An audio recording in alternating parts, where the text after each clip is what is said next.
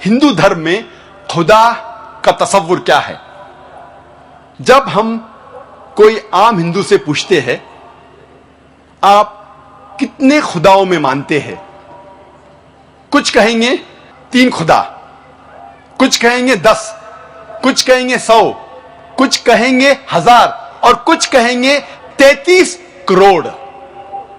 लेकिन जब हम एक हिंदू पंडित से पूछते हैं, वो हिंदू से जो हिंदू धर्म की किताबों को जानता है, वो हिंदू कहेगा कि हिंदू सिर्फ एक भगवान, एक ही खुदा में मानना चाहिए और एक ही खुदा की इबादत करना चाहिए।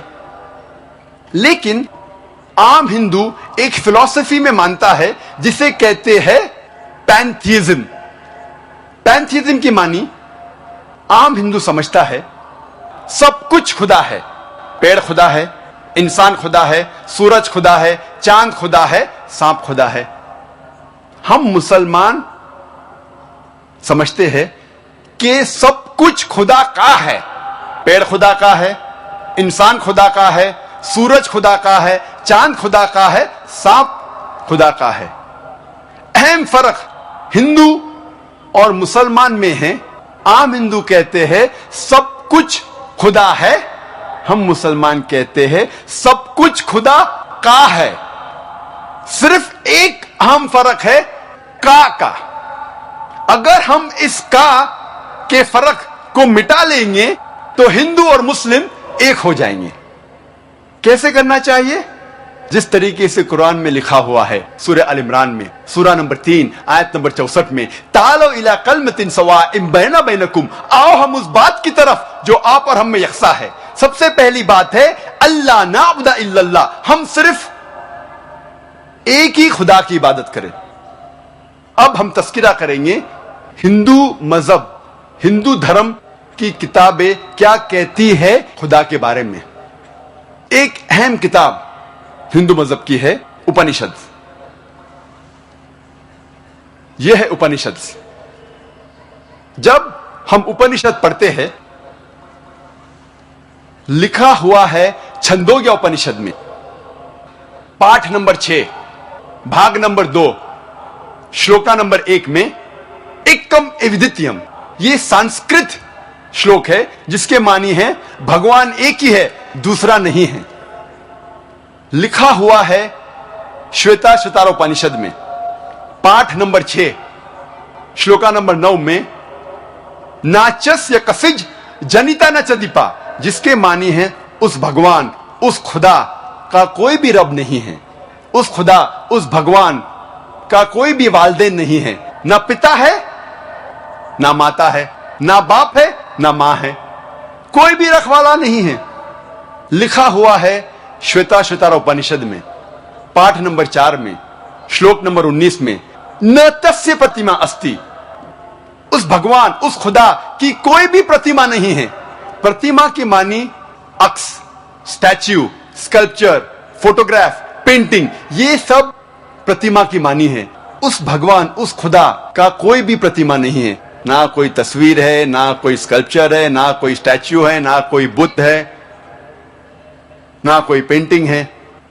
लिखा हुआ है भगवत गीता में, जो सबसे ज्यादा पढ़ी जाने वाली किताब है।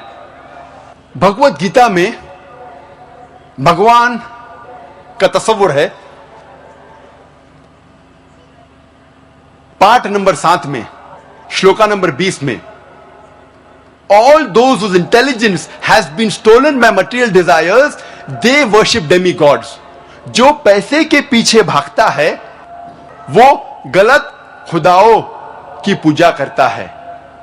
और कुछ तर्जुमा भगवत गीता में लिखा हुआ है कि जो आदमी पैसे के पीछे भागता है वो बुत परस्ती करता है। भगवत गीता में लिखा हुआ है पाठ नंबर 10 में श्लोका नंबर 3 में, मैं भगवान पैदा नहीं हुआ हूं, मेरी शुरुआत नहीं है, मैं सारे आलमों का रब हूं। और सबसे अहम किताब हिंदू धर्म में है वेद। जब हम वेद पढ़ते हैं, यजुर्वेद में लिखा हुआ है पाठ नंबर 32 मंत्र नंबर 3 में, न तस्य प्रतिमा अस्ति, उस भगवान, उस खुदा की कोई भी प्रतिमा नहीं है, कोई भी बुत नहीं है, कोई भी अक्ष नहीं है, कोई भी स्टैच्यू नहीं है, स्कल्पचर नहीं है, फोटोग्राफ नहीं है, पेंटिंग नहीं है। जिक्र है यजुर्वेद में, पाठ नंबर 40, मंत्र नंबर 9 में, अंधात्म प्रविशंति या असंभूति मुपास्ते। यह संस्कृत श्लोक है जिसके मानी है अंधात्म, अंधकार में, प्रविशंति, दाखिल हो रहे हैं।